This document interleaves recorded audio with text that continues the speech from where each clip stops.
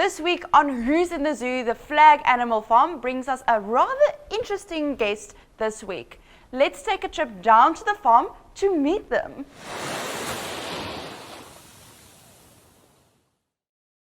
Hi everybody, Jenna again from Flag Animal Farm. I'm in the herd of some mighty cows. So on my right I've got Emma and Mumu, and this is my old girl called Bella. And Bella's been in my life for 17 years, can you believe it? And little Emma over here, she's been in my life for 3 years. Em came from the milk industry where she was unwanted because obviously they want her mommy for lots of milk. So we hand raised Em, and Ballito vet were very, very involved in saving her life. Now, mighty Bella over here is the most amazing old girl. Did you know that she suffers from a calcium deficiency? So we have to IV her once a month to keep her going. And what I love about her is her beautiful big eyes. You almost see the soul through her face. Bella came from the meat trade, so she was unwanted by the farmer because of her calcium problem. And she came to Flag Farm where she's been living happily. I'm sure you guys have milked this cow. If you look at her in the big body over here, and her mighty udder over here, there's not much milk left because she's so old. But little Emma Mumu over here has about 10 to 15 litres of milk on her. Now at Flag Animal Farm, we save animals every single day. And that's what I love about this place. Is little Bella over here is going to live her life here, and so will our mighty Emma Moo. Thank you guys for joining us inside a herd of cows.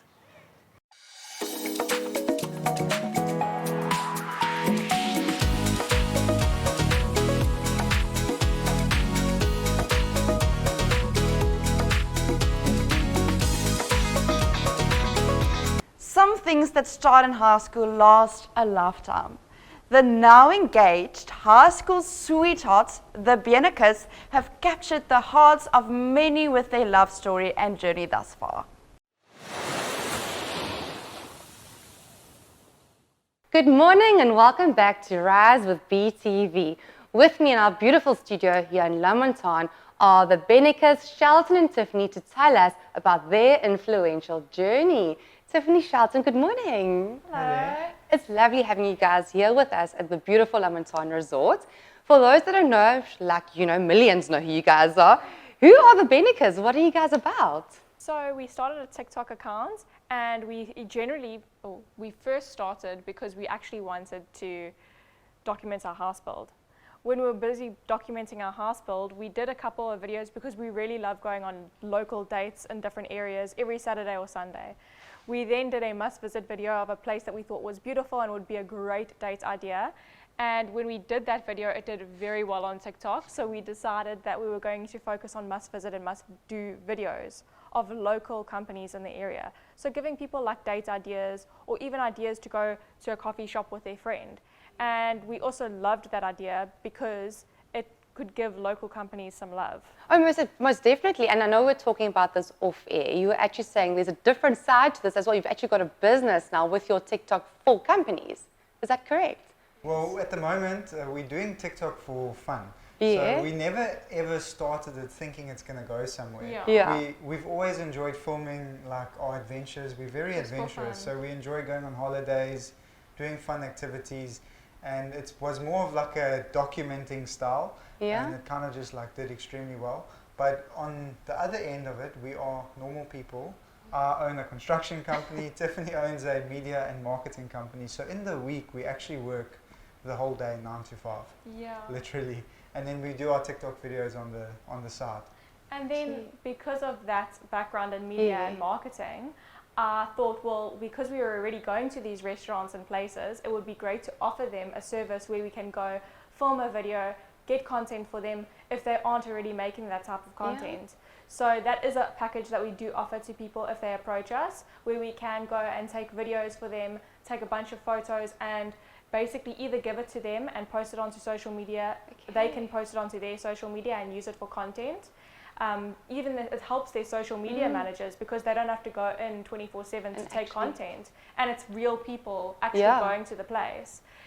We take flat lays, we take nice photos in the different areas, giving people ideas of how to take Instagram photos, and then we film nice videos so that they can use that as well. So it is a package that we now offer. Jeez, but it's just amazing how one little fun hobby turned into actually like a sideline living, an opportunity for not just yourself, but for other companies and businesses as well to capitalize on. It is. That was the heart that why we actually started sharing about must visits, because we really, really wanted. Yeah. I saw a gap of business owners having an incredible space, like a beautiful Instagrammable space, but they weren't able to capitalize on it because they weren't taking the right videos or photos. They weren't basically telling a story of the place. So I was like, well, let's do it and see how it works. Yeah. And when we did it, we realized people love it. We're getting comments, we're getting shares, we're getting saves, and so many people love going to those places. And then we even have the companies tell us afterwards, there's people that are coming here because of TikTok, which is really cool. Like on Saturday. That's incredible. On Saturday, we literally visited a coffee shop, filmed our date, posted it. It got about 50,000 views. And what time frame does that? Like a day. That was overnight. Wow. Yeah. Jeepers. Yeah, and it was because we were just showcasing how beautiful that place actually was, giving Doing it the people right ideas way. of how to take photos and showing them like the good parts about that place. Like for example, you can do work there and plug your there's so many different plug points. Whereas I know some people want to go do work at a coffee shop and there's no plug points. So we share things like that, or even sharing the menu. You see, those little things that count at the end of the day, isn't it? Hey, people take that for granted, or business owners take that for granted. And what a they're better. so busy doing the business themselves. They don't see. And that's what we understand, because we are business owners. Sometimes you don't have time to post on social media. Like if Shelton does construction and I do events, sometimes because you're actually doing the work, you're not thinking about doing the social media. We post more on the Benekes than we do on our own. Your own business. Literally. So, for those out there, what is your most favorite TikTok that, if you could choose one, what is your most favorite one for us to go and view? I think if you go onto our TikTok handle, you just type into TikTok the Benekes, and we pin some videos there that we really enjoy. And like the top 3 that we want everyone to see. Yes.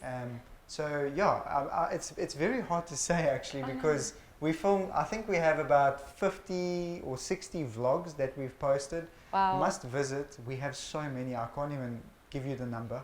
Yeah. But we post a lot of content. So I think you must maybe go and follow the Benekes. Follow the Benekes and let us know what your favorite one is. I always like to ask our audience, guys, what content do you like? And our audience is very engaging. We do a lot of live streams, and then our audience will tell us we like the must visit content. So we like to give our audience that's where the engagement can. Yeah. And tell me, for me as an individual or a business that wants to book your services, how do I get a hold of you? Oh, they can just email us on, I think it's thebenekefam@gmail.com. And then we basically respond to all emails. Oh, wow. Yeah. I don't know how you guys manage it all, but I take my hats off to the both of you. Or if emailing is a bit difficult, they can literally go onto Instagram, because everyone's on Instagram. And just DM us, say the Benekes, and DM us. That might be a little bit easier. A lot easier for you guys to get to them, most definitely. And then something I'm sure everyone wants to know, all your followers, how did you guys meet? What's the story behind the story? Grade 9. Grade 9. We met in grade 9. So why don't you tell? Okay, guys. So we met in grade 9. Tiffany had never ever had a boyfriend, so I was her first. And I was like, okay, everyone said to me, Shelton, you're not going to get to school. Like, she will never go for you. I actually wasn't allowed to date until I was 16 years old. So. And I was very determined. I didn't take no for an answer. Yeah. And I was like, no. I took a bet with my one friend. I was like, I will. And it's a bet that has paid off, guys. I took a bet with my friend, and I don't know how, but she fell for me. He was very persistent. He didn't leave me alone. Well, that's it. Persistence is key. There you go. There you go. We've been together for about 11 years now. Yeah. Wow. Engaged for 3 years. Yes. We're busy building our first house together, and we literally just loving life. Yeah, we've gone through like everything together. Yeah. Like the good times, the hard times. We're best friends. Yeah. We do everything together. We're business partners. And we've grown together like with it. So I think that's like the nice part about being together for so long, is we give each other room to grow and become who we want to be. Yes, we don't love each other conditionally, which is actually like what we were listening to at the segment before this. We had the privilege of listening in. And she was saying like, don't love someone conditionally and try and keep them in a box. And I think that's one thing that's really helped our relationship, is we allow each other to grow where they want to grow into. And you just support that person as they're growing. So Shelton's very supportive of me. I'm supportive of what he wants to do, and it works out very well. You guys are a stunning, stunning, stunning couple. And I want to congratulate you on your successes and what's yet to come in the future. And I'm sure your followers are just as excited to see what's to come. In closing, is there anything you would love to say to everyone out there? I think we have a saying on the Benekes channel that we say to all the Benekes fam all the time, which is love hard and dream big, or dream big and love hard. Because you can still dream and love hard at the same time. Sometimes people have big goals, big vision, and they forget to love the people around them. So that is something that we try to focus on our channel, and yeah, just subscribe to the Benekes fan. We'd love to be a part of you. Yeah, if you're We not would a love part, for you to be a part of us. yeah. Guys, Yeah. thank you. What a beautiful way to end off the show with. Thank you so much for being in studio with us this morning. It's been so beautiful having you guys here. We wish you all the best, and subscribe at the Benekes TikTok and Instagram, guys. You won't regret it.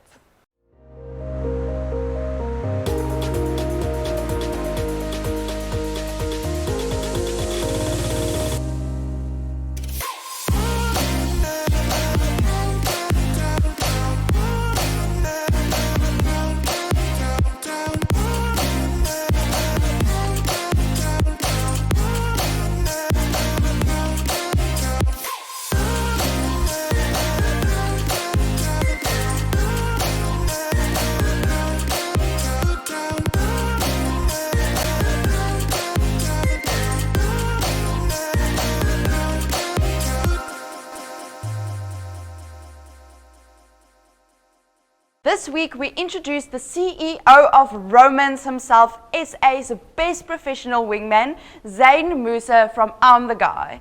We at BTV are extremely excited for what this segment brings you, so stay tuned. Welcome back to CEO of Romance, and I'm sure a lot of you know this title, I'm the Guy, and we are going to chat a little bit more about that, so welcome on set, welcome to BTV. Thank you so much for having me. It's a pleasure being here. Awesome, so I'm going to start with asking you to just give me a little bit of an introduction about who you are.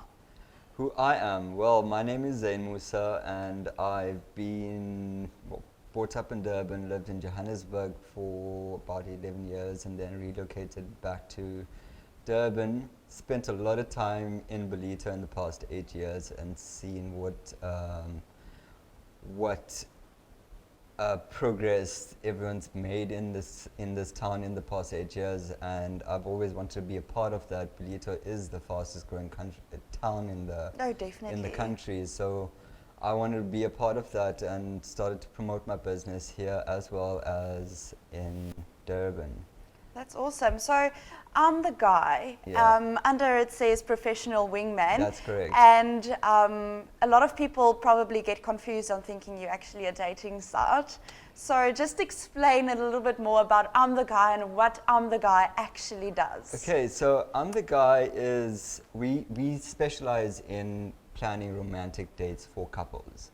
So we're a one-stop shop. Professional wingman is the title I gave myself, which is more or less a third wheel to the couple to make sure that, you know, I have the client's back at all times. No matter what you want, we'll arrange it for you so that you don't have to stress about anything on the day of the event. Okay, so you said that you cater towards what someone wants. So obviously you don't do just one thing over and over again. Exactly. It's different. It's a very unique service. It's tailored to the customer's needs, so it's very personalized. We do everything from the sand sculptured experience, depending on the occasion. So it's birthdays, anniversaries, proposals, just a normal date, honeymoons. If you need to say I'm sorry, lots of guys do that. So obviously there's a lot of people that want privacy and a lot of people that doesn't care so much about privacy. Do you cater for that as well? Yes, we do. So there's lots of different venues. If you use beaches, that we use along the coast. So, you know, the client gets what they want. If it's privacy that they want, they'll get complete privacy from everyone. If they want to be in the public eye, we do it in more public places. But generally, I would say people prefer the privacy. Yeah, definitely. Especially when it comes to doing experiences on the beach. You don't want to have... Also a proposal, like I don't want 50 people staring at me. Well, I actually want to say no, and I have to say yes. Do you know what? We did a proposal one evening at Tiffany's, and we didn't know that everyone was standing on their balconies. All the holiday makers were standing on the balconies and watching us. And it was only after he popped the question, there was like a loud roar of, people screaming and shouting congratulations and clapping, and you feel the pressure. You feel the pressure. You do feel the pressure. Is getting worse. Exactly. But I mean, it's an overwhelming experience. But I try to keep all our clients, give them the right advice on the day to keep themselves cool, calm, and collective. I'd like to say that I'm the same person, but unfortunately, I'm a nervous person. Shame. But I always have their back, so there's no worries when it comes to that. So, you have seen a big deal of love, and you've seen a lot of it. Yes, I have. And we were talking off set that so many people are ready for weddings, but not marriages. So what advice would you give to someone before actually consulting with you and setting up this beautiful thing, and they're actually not mentally ready to do it? Make sure that it's going to be 100% yes before you invest in that ring. Yeah. I would say. Look, it's difficult. I mean, you don't know. Lots of people don't know what to look out for. In this day and age, we call them red flags. But me personally, I met my wife in. Sorry. It's so ironic that your wings are red. Why is it red? Well, red is the color of love. Yeah. Also red flags, so carry on, I'm sorry. So, for example, my personal experience, I met my wife for the first time last year, October, and we got married in December. So you can't give advice to people and tell them this is how long you have to wait. If you feel that you're ready, then you have to take take the step and do it. Be brave and do it. Yeah. 100%. Love at first sight. Well, yeah, love at first sight always works. Love at first poke back in the day when it was Facebook, and now it's love at first friend request. That sort Love of thing. at first friend request. Everything Everyone's happens meeting on social online. media. Yeah. So weird. So how can people contact you if they want to?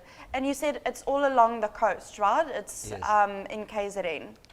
So actually, I've worked all over South Africa. I've done experiences in Johannesburg. I've done proposals in Cape Town, and came to Durban. But Durban was my main focus because it's about bringing more people to Durban. Durban has the most beautiful beaches in the country, the warmest beaches in the country, and the people here are so friendly. You want to bring people to Durban and show them the experience that Durban has to offer, and that's why I settled in Durban, and we're building the brand here, and it's stronger than ever. Which leads me to my next question. You obviously love people and you love to see people connect. So I'm going to ask you, why did you actually start On The Guy? How did you find out that this is your passion and this is something you really want to do? So I had this concept, I would say 3 years prior to actually starting it. And it just built in my head over time. I pitched it to a friend. He was interested, but only approached me 2 days before Valentine's Day to say, yes, let's go ahead with this. So it was a lot of pressure at first, and we got started, and it just blew up from there. To be honest, I never expected real-time marketing to work as it did for me. I went home, posted pictures on Facebook, and the next morning when I woke up, I saw my analytics, and it had been shared in 35 countries. I had 10,000 followers. That's it was amazing. it was amazing. So it you was an knew this amazing is something- experience. And from that moment, I went back to the office, asked my partner to design me this logo, and I never looked back since then. That's awesome. I absolutely love it. So I know there is a giveaway Yeah. or a little bit of a competition happening. Yes. Tell me a little bit more about that. Okay, so we're going to give away a magical proposal. Okay, this depends on the applicant's ideas, their love story, and what they bring to the table. So we want to actually, give away a prize that they're going to help us plan. So they need to give us their story, and we're going to provide a unique experience based on that love story.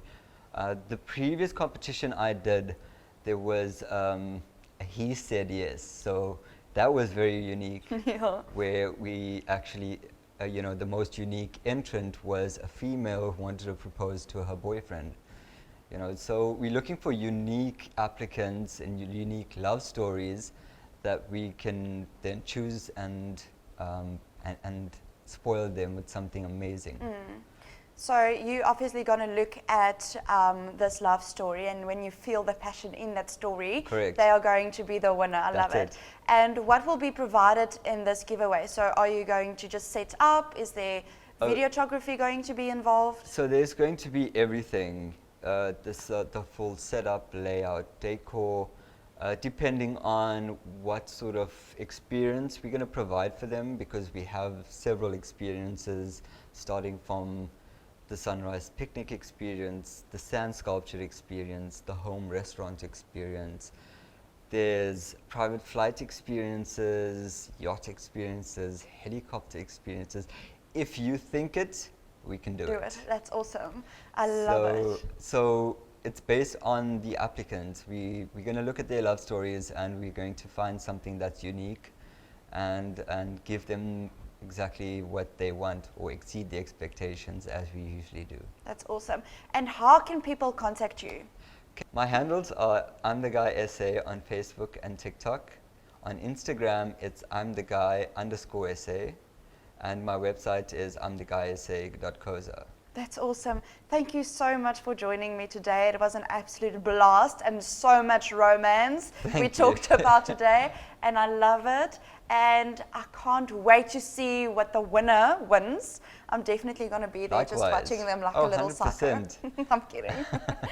For the viewers, keep an eye on BTV and submit your love stories. We will give you all the information on our social media platforms. Have a great day.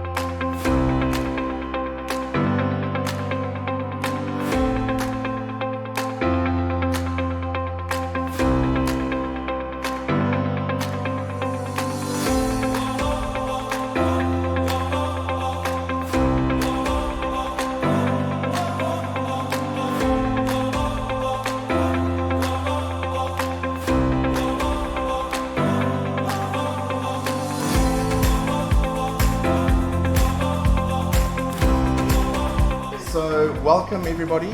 I think as a start, I'd just like to introduce Janine, our Chief Product and Marketing Officer. So the talkative and engaging and all out there, definitely. And our Head of Retail, Ainsley, who has led this project from the front, and I think we can also really delivered an amazing looking store. So thank you guys. I'd also like to just say, guys, as a start, our KZN journey is just starting. We've got our store in La Lucia, we've got our store in the Watercrest, and we have felt a little underrepresented in the region. So this is just the beginning for us, and I think from what I'm seeing here, something we definitely want to try somewhere else. I think it looks really fantastic.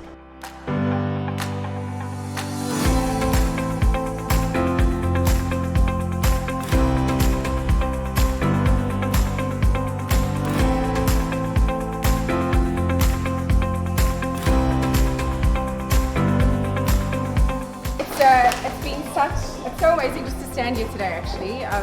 You'll be amazed to know that not a lot of this was actually up last night. So in the last 24 hours, we've had a very busy team. This morning, that shelf wasn't there and people were installing a camera upstairs, and Ainsley was very upset with Matt because the store was clean last night. And we then had to clean it again, but all part of the retail fun, I guess. So from my side, I just wanted to say, just thank you to everybody for coming today.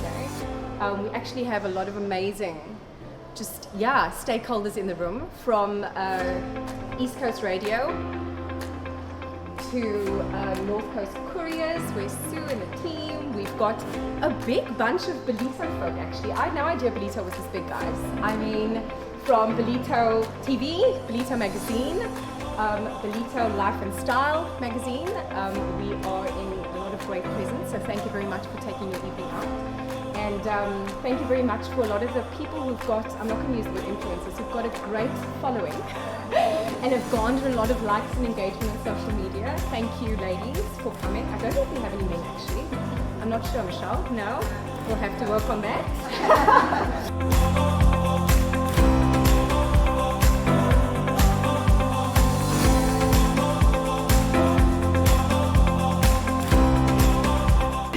To my team, to visual merchandiser Pearl, to my new store manager who is at the back, to Super Sanjay, our Lelusha store manager who has helped us, and just to Geraldine and the team of content management. Just thank you. Everyone played their part, and we've had an amazing start this evening, and we hope it's going to be a great success tomorrow. And thank you. Cheers for everybody who's joined us.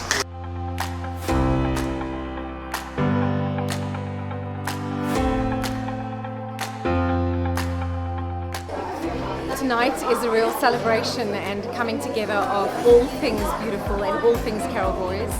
And for us as a team to be able to bring more of Carrol's iconic luxury pieces to Durban is really what makes us happy and proud.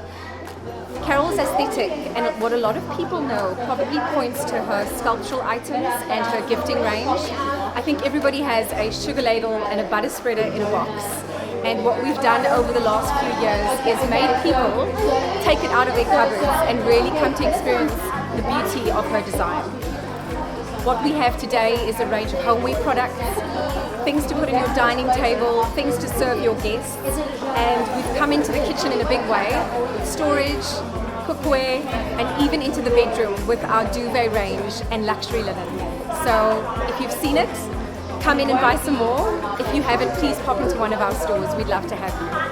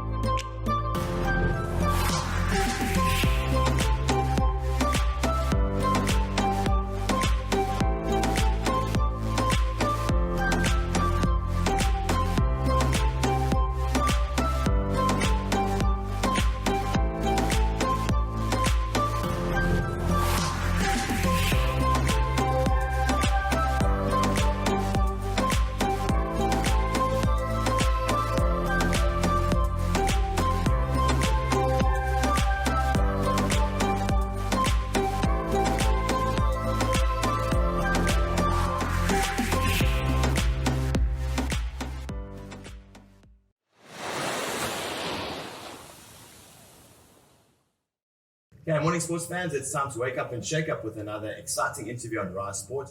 This morning I had the privilege of chatting to record-breaking swimmer Emma Chelius. Morning Emma, how are you doing? Hi Matt, it's so great to chat to you again and be back on Ballito TV. Thank you so much for having me. Yeah, it's awesome. I was actually looking last night when we last chatted. I think it was around about a year ago, and wow, how things have changed. Yeah. Before we get going chatting to Emma, let's start with sort of where your career started and all the success from it, but sort of how you got into swimming.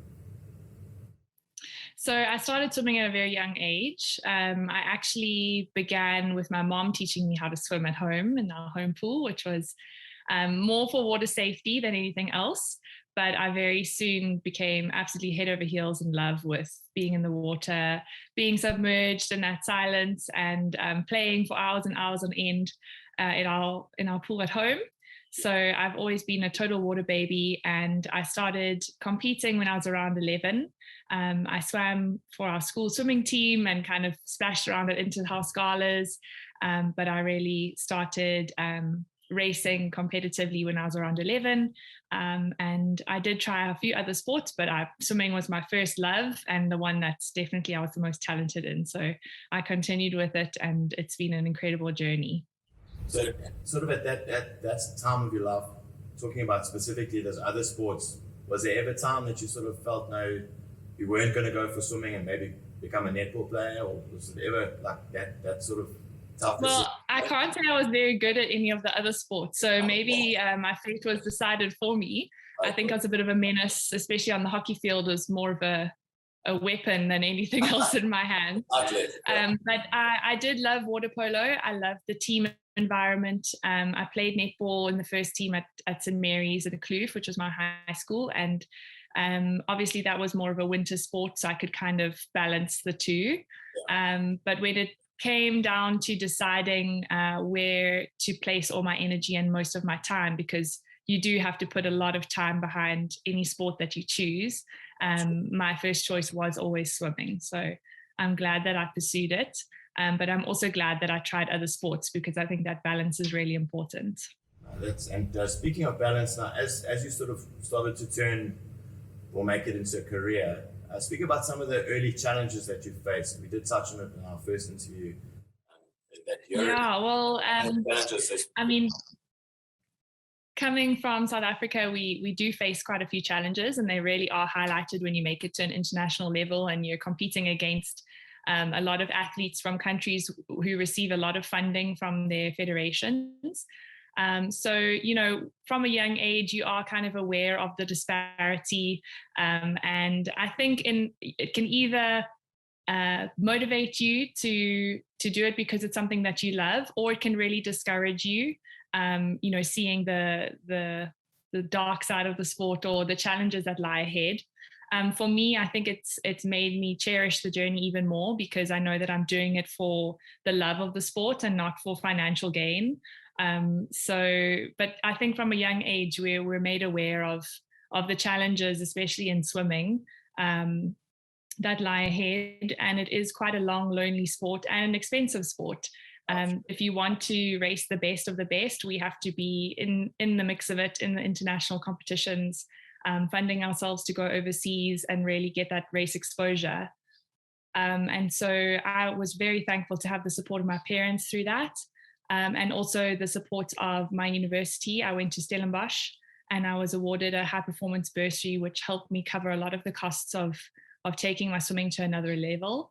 But now, kind of once you've graduated and you're on your own 2 feet, it is increasingly difficult to keep up with the costs of not even only living, but of an expensive sport. So still trying to navigate those. But it's great to have this exposure and kind of be able to chat to you. And I think a lot of people don't really see the behind the scenes of most professional athletes in South Africa. So it's always interesting to kind of pull back the curtain and talk about these things openly. And I think that'll give a lot of people a better understanding of what we are facing day to day. In 2018, Emma competed at the Commonwealth Games held in the Gold Coast, Australia. She qualified for the semi-finals in 3 events in the 50-meter free, the 100-meter free, and the 50-meter butterfly. In the 50 meter freestyle semi-final, Emma swam an identically same time to a Cyprus swimmer for 10th place, which resulted in a swim-off and a second reserve, which Emma won in 25.5, a time that would initially qualify for the final. In 2019, she represented South Africa at the 2019 African Games, held in Rabat, Morocco, and then in 2021, she qualified to represent South Africa at the 2020, then 2021 Summer Olympics. In the women's 50 meter free, swimming in a qualifying time of 24.72 in the morning heats, Emma set a new South African record time and finished first in the finals later that day. So tell us a little bit more about that journey. I know we chatted a bit off camera about specifically all the challenges and still obstacles with COVID, etc., and how you still managed to excel. Yeah, so I've been swimming competitively for probably about 10 years on the national team, and it's been so interesting to see the contrast between swimming pre-COVID and now swimming in the new normal. And obviously the biggest factor there was trying to qualify for the Tokyo 2020 Olympics, which took place in 2021. So we were kind of time travelers on that one. But that was definitely the biggest challenge I've ever faced. I think not only just qualifying, and having to reach that incredible standard, the qualifying time was incredibly fast. We basically had to set the South African record again just to qualify to go to the Olympics. But even more so, the uncertainty that's sort of shrouded will there be an Olympics? Will it not go ahead? You're kind of training day in and day out for something that you're not sure is actually going to take place. And that can really start playing on your mind. So I think we all developed a very strong resilience and definitely a stubborn character that could get us through all of that uncertainty.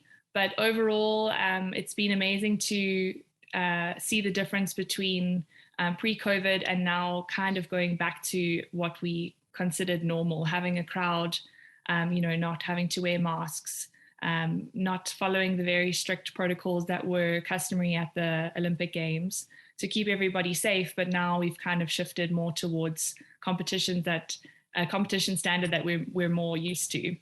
So from 2018 Commonwealth Games to 2022 Commonwealth Games, we've been through so much in that 4-year space in between. So I really think to pop out on the other side and actually have been able to qualify for my second Commonwealth Games, I was really, really proud of that. And to know that I've come out as a much stronger athlete and definitely mental toughness that I maybe didn't have before. That you had to get through those challenges, and then for want of a better word, it was almost easier. Yeah, and I think during the lockdown, you kind of had to make that choice. We didn't know how long we would be out of regular training for. And, we as swimmers, we are we're quite busybodies. We only take 2 weeks break a year usually. That will be the longest time we're out of the pool. And this time it stretched for 3 months in lockdown. And so to try and think about getting your body back into the condition that it needs to be to actually qualify for an Olympics, you're kind of staring down this long road of a lot of hard work and pain. And so I think I really have to commend all of the athletes that went through that struggle and didn't just throw in the towel and say, okay, my career has been great, but I think I'm done. It was a really difficult decision. And I think what got us through was talking to each other about it and communicating and kind of saying, okay, we're all in the same boat. And we're going to get through it together. And I think this Commonwealth Games proved to be a bit of a celebration of that. At this year's National Swimming Championships, Chelius qualified for the World Championships in the 50-meter freestyle and the 100-meter freestyle, and was also named in the 2022 Commonwealth Games team. In the prelims of the 50-meter free at the World Champs, she achieved a time of 24.87 seconds, swimming within a quarter of a second of the South African record in the event, and qualifying for the semi-finals, ranking 7th. Swimming the exact same time in the semi-finals, she narrowly missed out on the World Champs final, finishing 9th by 1/100th of a second. At the Commonwealth Games in July, Emma went on to qualify for the women's 50-meter freestyle and finished 4th in a time of 24.78 seconds. She also placed 11th in the women's 100-meter freestyle in a time of 55.8 seconds in the semi-finals, and was part of the 3 relay teams of Team South Africa. Talk a little bit about that, Emma. I know we spoke before this. Tell us a little bit about just how close. I know in our first chat you said you seem to be someone who sets goals in terms of records, and how that motivated you for the Commonwealth and the World Champs. Yes, so like you said, I'm a huge fan of setting goals before the season. So I did have quite a busy season. I raced internationally 3 times.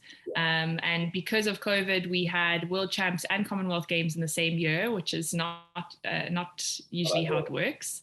But because of the calendar being kind of shifted, it ended up being quite a busy season with 2 really big, competitions in the same calendar year. So when I got to World Champs, because I'm more of a sprinter, I was really focusing on race practice towards Commonwealth Games, which sounds crazy, but it was a really good chance to stand up against the best of the world and kind of see where I was in the lead up to Commonwealth Games, which was about 6 weeks later.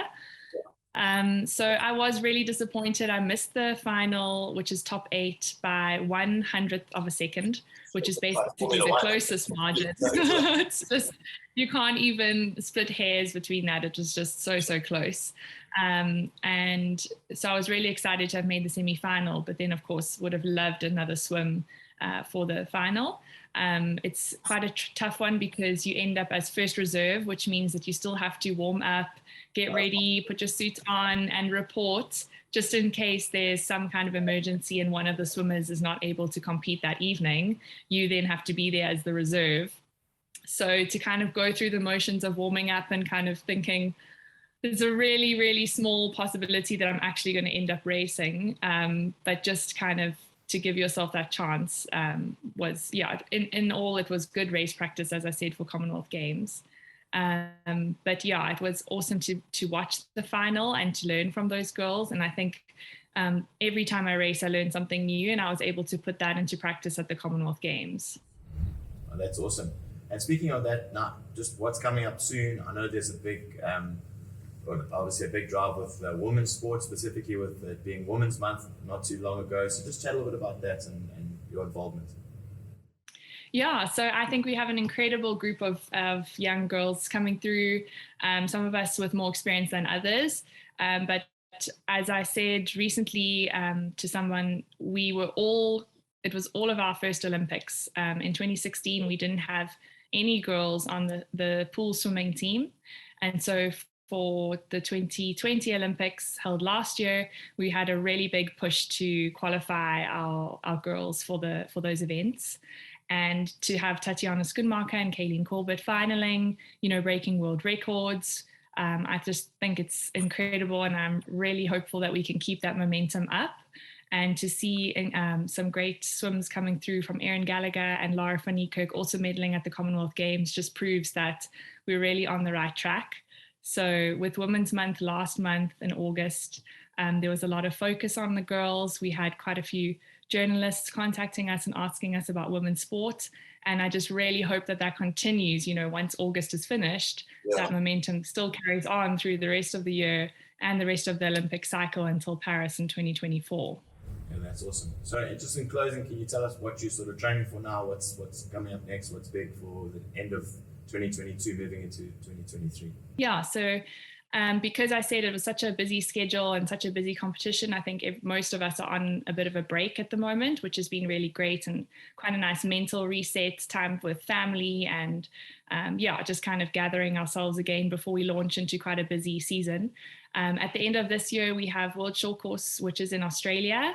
It might be a bit of a smaller team because I think it will be self-funded. And then from next year, we have another World Championships in Japan. So all the focus will be going on to that. And then, of course, the next year after that is Olympics again, which obviously used to be every 4 years. And now with COVID has been a shorter 3-year cycle. So lots to look forward to. And we're really excited to keep this momentum going and hopefully bring back a few more medals for Team South Africa. Okay, sorry, just in final closing, if anyone would like to get hold of you, we did sort of chat at the top of the interview, potential sponsors, how can they do that? So I am on social media. On Facebook, I'm at Emma Chelius, and on Instagram, I'm at Chelius, Chelius. Awesome. Cool. Thanks for chatting to us, Emma, and let's make this a regular chat. Thank you so much. I love chatting to you. Ballito, jy het gevra, ek het geluister. 1 Oktober is ek in Ballito. Saam met die manne ons gaan lekker musiek wil maak in Afrikaans soos net ons kan. Maak seker jy bespreek jou kaart om teleurstelling te vermy. Cheers.